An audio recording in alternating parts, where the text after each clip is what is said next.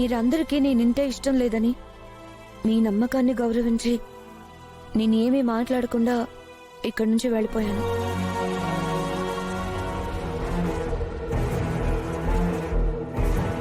కానీ ఒకటి మాత్రం నిజం, నేను బాలాగారిని చాలా ప్రేమించానండి.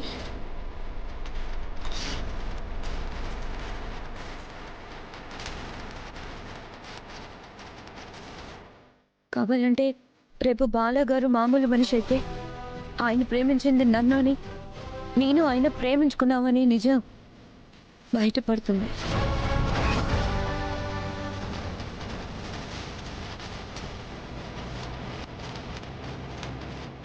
మామగారు, జరిగిపోయిన వాటిని మార్చలేము. అంకుల్ ఇలా అవ్వడానికి నేను కూడా ఒక కారణమే అనే ఆవేదన నాకు చాలా బాధగా ఉంది.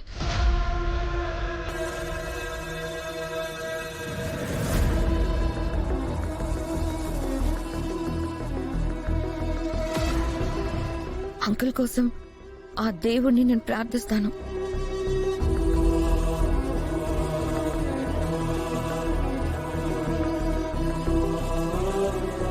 అంకుల్ త్వరగా కోలుకుంటారు బామ్మగారు.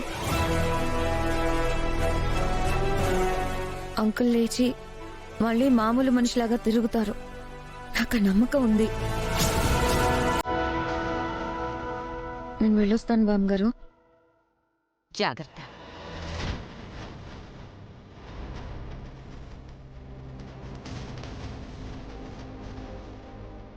నన్ను మెడ పట్టుకుని బయట ఖండించావు కదా,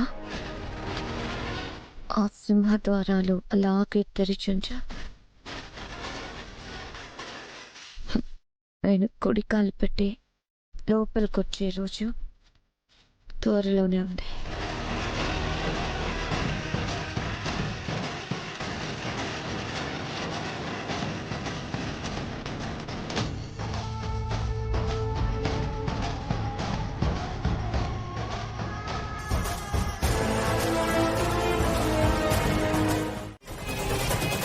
నా సుందరి భవాని కోసం నేను ఎంత కష్టానైనా భరిస్తాను.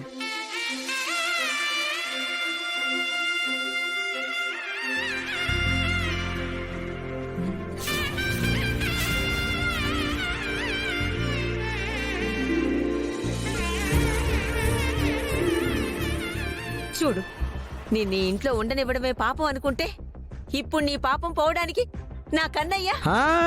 కన్నయ్య కాదు, భవాని. అదే, భవానీ మాలేసుకొని కష్టపడాల్సి వస్తుంది.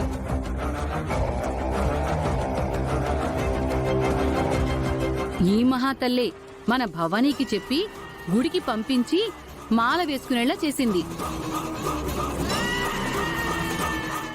నాకేమీ తెలీదు అత్తయ్య గారు. ఎందుకక్క పాపం బావగారిని ఇబ్బంది పెట్టడం? భవానీ, ఈ రోజు నుండి మీరు కాళ్ళకి చెప్పులు వేసుకోకూడదు.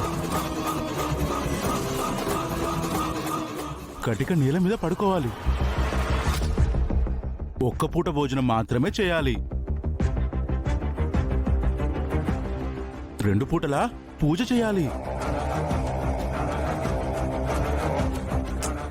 వదినా, ఇదంతా భవానీ చేయడం చాలా కష్టం. ఎందుకు పాపం అన్నయ్య చేత మాల వేసుకునేలా చేశారు? భవాని, నువ్వు తప్పుగా మాట్లాడుతున్నావు.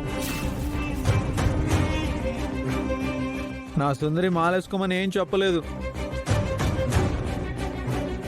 నా అంతట నేనే గుడికెళ్ళి మాలేసుకొని వచ్చాను. భవానీ, నీకేం తెలియదు భవానీ. నిన్ను వెనక నుంచి కీచి నడిపిస్తుంది ఏవేడే. ఏం జరిగినా మా అక్కని లాక్కొచ్చి తిట్టడం మీకు అలవాటే కదా. భవానీ, కాసేపట్లో మా గురుభవాని వస్తారు. ఆలోపు పీఠం అది ఏర్పాటు చేయాలి. నేను చేస్తాను భవానీ. నువ్వా? నువ్వు దూరంగా ఉండు. నువ్వు భవానీకి ఏం చేయడానికి వీల్లేదు.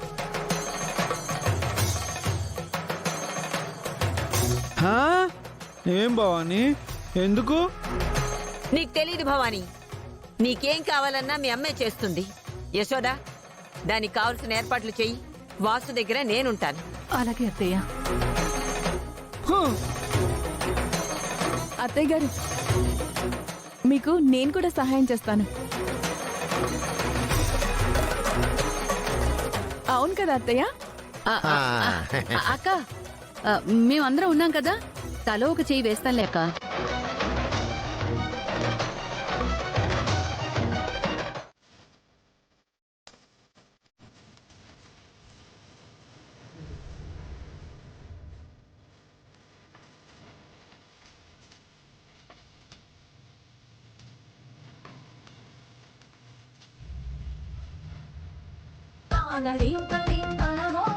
భవానీ, ఆ హారతి కర్పూరం వెలిగించండి.